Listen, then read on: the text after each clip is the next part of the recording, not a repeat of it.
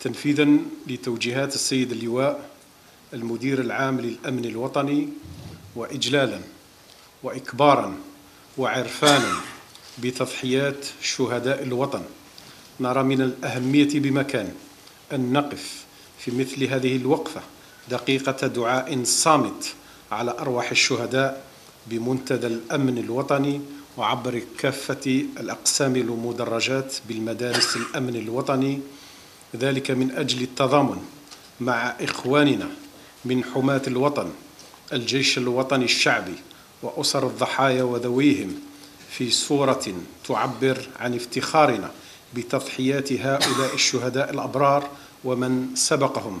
المجد والخلود لشهدائنا الأبرار. عاشت الجزائر.